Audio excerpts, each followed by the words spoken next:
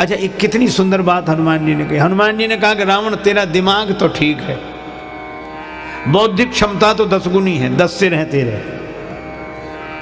पर दिल खराब है। अच्छा, यह समस्या बड़ी जटिल है। अगर आज भी देखो तो शिक्षा ने ऐसा कमाल किया है कि हमारी बौद्धिक प्रतिभाएं बढ़ गई हैं। हम बौद्धिक स्तर पर बहुत प्रतिभावान हो गए, इंटेलिजेंट हो गए, लेकिन समस्या यह है कि संतुलन बिगड़ गया है। बौद्धिक क्षमता तो 10 गुनी है रावण के पास, पर दिल खराब है। आज हमारा भी दिमाग तो ठीक है, दिल खराब है। समझते तो हम सही हैं। अच्छा, जब कोई बात सही समझ में आती तो सिर हिलता है कि नहीं? जब कोई कहते बात ठीक है तो ऐसे कहते हाँ ठीक है, मतलब सिर स्वीकार कर रहा है कि बात ठीक है। पर बाहर से सिर स्वीकार करता है, भीतर बैठा है मन वो कहता तुम कितनी सिर हिलाओ, मानना तो हमें है।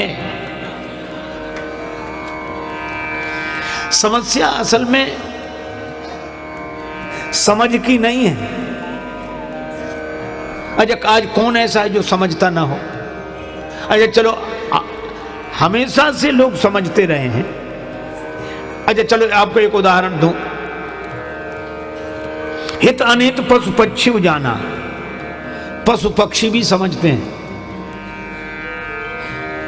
आप किसी कुत्ते को रोटी डालो, चाहे पालतू हो चाहे फालतू, प्रयोग करके देखना। गांव में प्रायः यह दृश्य दिखाई देता है। जैसे ही आप कुत्ते को रोटी डालते हो तो कुत्ता ऐसी रोटी नहीं खाता, पहले रोटी की तरफ देखेगा, फिर रोटी देने वाले की तरफ देखेगा, फिर 2 पांव से खड़ा हो जाएगा, फिर बैठेगा, फिर पूंछ हिलाएगा। वो अपनी तरह से धन्यवाद देता है, पूंछ हिलाकर रोटी देने वाले को कृतज्ञता के भाव से देखता है। फिर एक पांव पर रोटी रखेगा, दूसरे से दबाएगा, फिर तोड़कर खाएगा और रोटी जहां डालोगे वहीं खाएगा। अच्छा, वही कुत्ता वही रोटी अगर चुराए तो वहीं खाएगा जहां चुराई है उसने। कभी भी देख लेना, आप रोटी डालोगे तो वहीं खाएगा जहां आपने रोटी डाली है, और रोटी अगर चुराएगा तो दुम हिलाएगा नहीं, दुम दबाएगा, और 3 मकान बाद किसी गली में छिपकर खाएगा। क्योंकि कुत्ता भी जानता है कि ये ईमानदारी की रोटी है और ये बेईमानी की रोटी है। कुत्ता भी जानता है कि ये सही है, ये गलत है। कुत्ता भी सही गलत जानता है। क्या हम सही गलत नहीं जानते? और अगर नहीं जानते तो समझाते क्यों हैं एक दूसरे को? समझते तो हम सही हैं।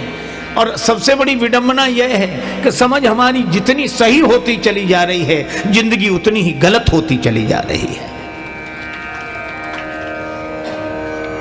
इसीलिए हमारे यहां 2 शब्द हैं। देखो, एक बात याद आ गई। भगवान श्री कृष्ण ने दुर्योधन से कहा कि पांडव संतोषी हैं, 5 गांव दे दो। दुर्योधन ने कहा सूची अग्रम नैव दास्यामि बिना युद्धेन केशव, सुई की नोक के बराबर जमीन भी बिना युद्ध के नहीं दूंगा। भगवान श्री कृष्ण ने कहा यह धर्म है। दुर्योधन बोला मैं कब कहता हूं कि यह धर्म है? मैं तो कह रहा हूं अधर्म है। तो जानकर अधर्म क्यों कर रहे हो? का विडंबना यही है, जानामि धर्मम नचमे प्रवृत्ति और जानामि अधर्मम नचमे निवृत्ति। केनापि देवेन हृदय स्थितेन यथा नियुक्तोस्मि तथा करोमि। मैं जानता हूं कि धर्म क्या है, पर उसमें मेरी प्रवृत्ति नहीं है, और मैं जानता हूं कि अधर्म क्या है, उससे मेरी निवृत्ति नहीं है। कोई ऐसी जबरदस्त ताकत मन में बैठी हुई है, जैसा नियोजित करती है मैं वैसा करने के लिए विवश हो जाता हूं। अच्छा, दुर्योधन ने जो बात कही है वो हम सबके लिए प्रेरणादायी है। कौन नहीं जानता कि ये काम गलत है, फिर करता क्यों है? विवश है। किससे विवश है?